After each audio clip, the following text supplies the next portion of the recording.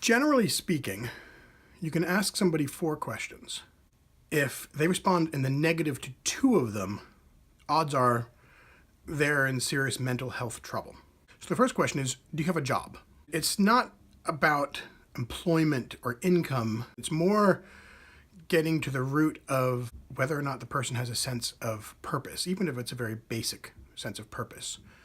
People who do not feel at all useful tend not to be happy, tend to slide into other bad habits. Having a job puts you on a schedule. It's very good for you. So the second question you can ask somebody is, do you have friends? Now, different people have different kinds of needs when it comes to social interaction, but everybody needs some kind of outside influence. It's not just because in itself having friends makes you happy. The very fact that you have other people that you interact with on a somewhat regular basis gives a rhythm and a structure and an order to your life that, when absent, gets you into trouble. Third question, are you healthy? Are you free of injury and disease?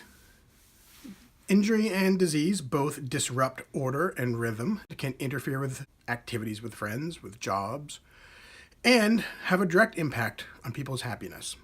Fourth question, are you addicted to anything? Drugs and alcohol in particular, but addictions in general, severely undermine people's ability to be happy and their ability to have purpose. It undermines their relationships, and it can impact their health. So you can see all 4 of these are interconnected with each other. When anybody, you, I, struggle with one of these 4, it can be uncomfortable. It can even be catastrophic, depending upon how big of a deal it is, but it's usually recoverable. However, when 2 or more of these areas are in trouble, it becomes very, very difficult to get out from under that. So, I have 2 propositions for you, things I want you to consider this week. 1, how do you answer these 4 questions? If you observe weakness or lack in any of these 4 areas, pick one of them. Now, if you only have one, pick that one. But if you have 2 or 3, yeah, you're probably in a certain amount of trouble when it comes to mental health and possibly related to that spiritual health. Just pick one.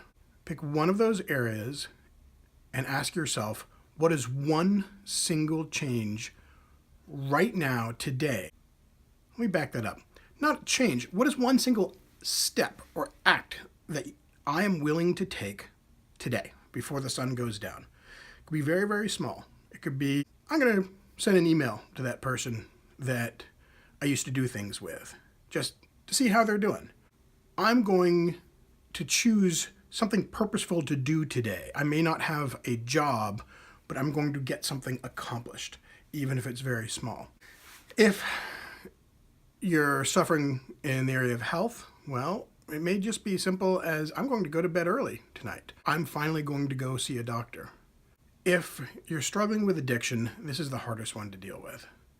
And that's a whole separate conversation.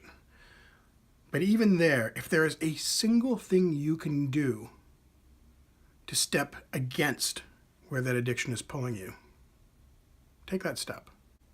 That's it. That's my whole proposition to you. If you're lacking in one of these areas today, choose one thing that you're willing to do and then do it. And then tomorrow, when you wake up, do that again. Not necessarily the same step, but go through the process of asking yourself, negotiate with yourself, well, what is one thing I'm willing to do today to improve that area of my life? Small step. Do that for the next 7 days. I have a second proposition. Like I said, there are 2 propositions. For those of you who are feeling great about life, maybe you say, I've got purpose in my life, I've got people in my life, I'm in good health, and I'm not struggling with any sort of addiction. Well, then consider those 4 areas and ask yourself, which one of these 4 areas am I best qualified to help somebody else with? More often than not, the answer is going to be on the friendship side, because anybody can call up another person and see how they're doing, or invite them out to go do something, or stop by and visit with them.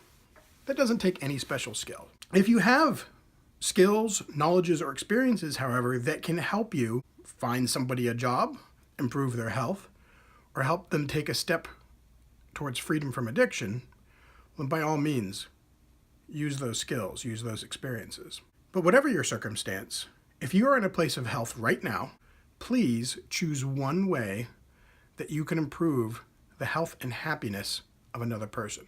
Those are the 4 questions and the 2 propositions for today, and I will give you one bonus thought. I'm filming this right now in the first week of January, and I know already some of you have broken resolutions that you may have made, particularly ones that said, I will become the person who goes to the gym regularly, or I will, whatever it is. But I want you to consider this. It is still the first week of January, and anything that you do today could become your new weekly habit. And you could have a perfect record of 52 weeks in the year 2018 of doing this one thing, if you do it today. What would you like to have done 52 times by the end of this year? Do that. Hope you guys are all having a great week, and I will see you later. Bye.